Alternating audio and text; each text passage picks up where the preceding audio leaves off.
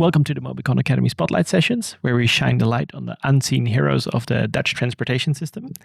Today, we're going to talk about bicycle culture. According to our three key questions: what is it? Do we need it? And can we have it in North America?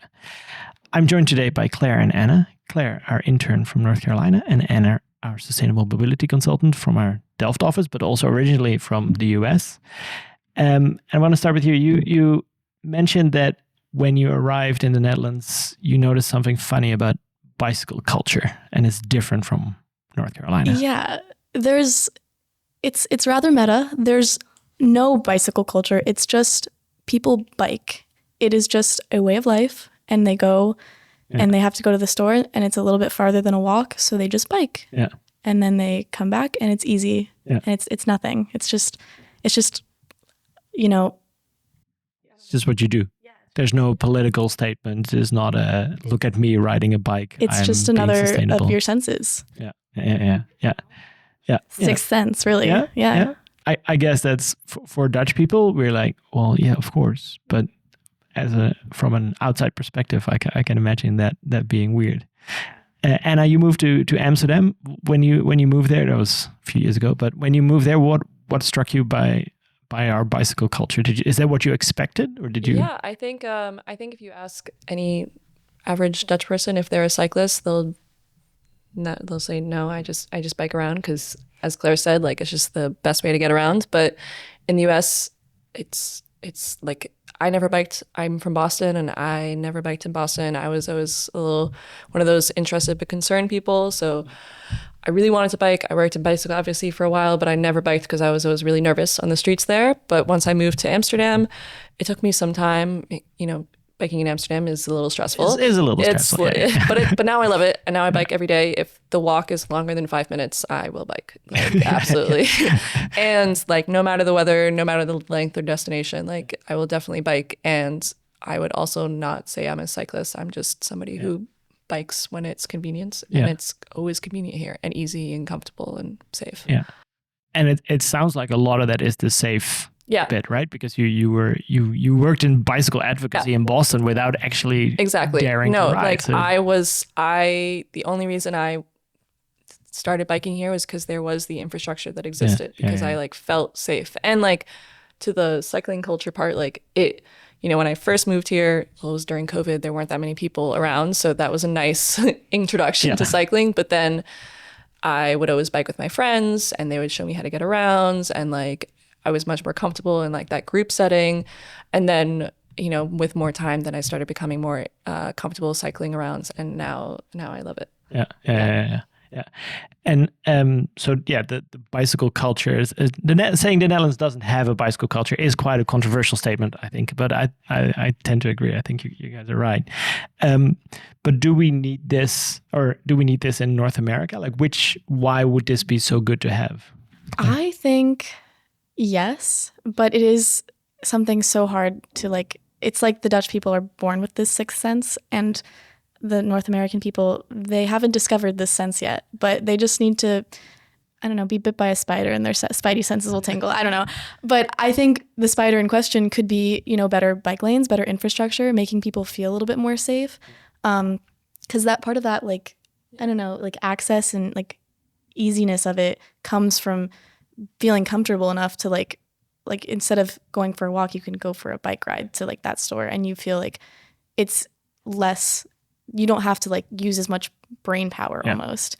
You don't have to sacrifice your safety. Yeah, right? exactly. If the trade-off is, do I want to stay safe, or do I want to walk, or do I want to ride my bike and take a risk? That's that's a tricky. And there are other I mean, of course, it's more advanced here. You know, you have your like bike racks, and like you have baskets you can put on your bikes if you want to go to the grocery store.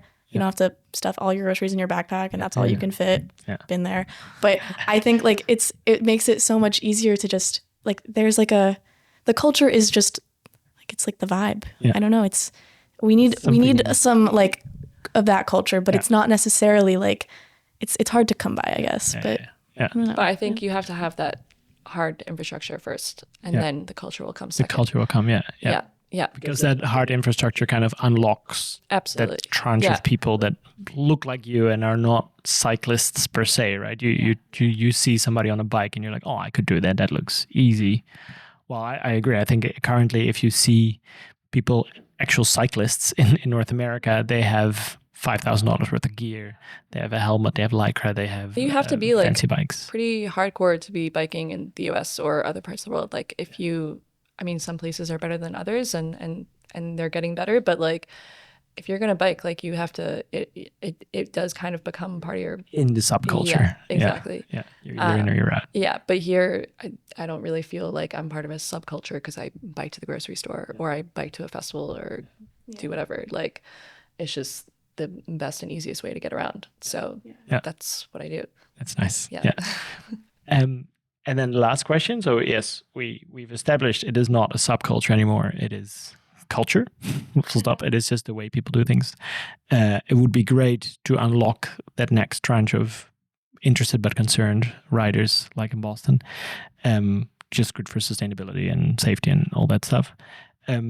But can we have it in North America? What would it take besides more infrastructure? Because I think we all agree we need a lot more infrastructure, but build it and they will come is not always the case. And until you get to that point where you have a fully built out network, right? That's the next 30 years probably, if things go well.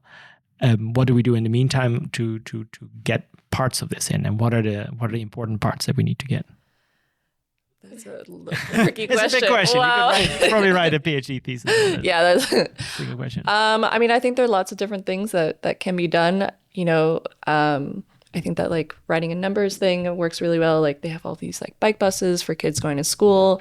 I think, I don't know. I mean, there's definitely like it's going to take some time for the U.S. to get to where the Netherlands is, and that makes sense. And the Netherlands wasn't always like it is right now. But there are places like college towns where there are lots of young people that don't want to have cars, that live close to where they're working and studying and everything, that type of bike culture can grow. But I think we can't forget the infrastructure part. We have to really advocate for that and advocate for having it happen fast. And those young people, right? Like you said earlier, the college towns. Yeah, I think where it's at. I think it's where it's at. It's kind of like, I think a lot. You know, the infrastructure is not great so far, and that's okay. But well, not okay, but we'll get there. But I think having like you can't have little kids biking to school on their own, and that's where you would start young. But if you can't start that young, the next youngest might be the college-aged kids in their smaller little cities of college towns. Not like cities, but they're basically mini cities. And I think having that is like I think that's a great place because you're already learning. You're already, kind of getting into new habits, living on your own in college. And so by introducing this new habit, it's something that you can take on to, your kids, your family, where you live in the future. And I think that's like something you can bring with you. Yeah, and that has a lot of follow-through effects, right? If you have a habit of cycling, then that might influence the way where you buy a house when you get older, or might postpone purchasing your car until you're 5 years later, and that's already a large gap. Yeah, I would argue though that there is a purpose for the subculture of cycling, that it's currently is doing a lot of work, a lot of heavy lifting, the advocacy world that you worked in Boston. Though we do need those groups, and I think it does give beginner cyclists strength to be I can be part of this group and do this.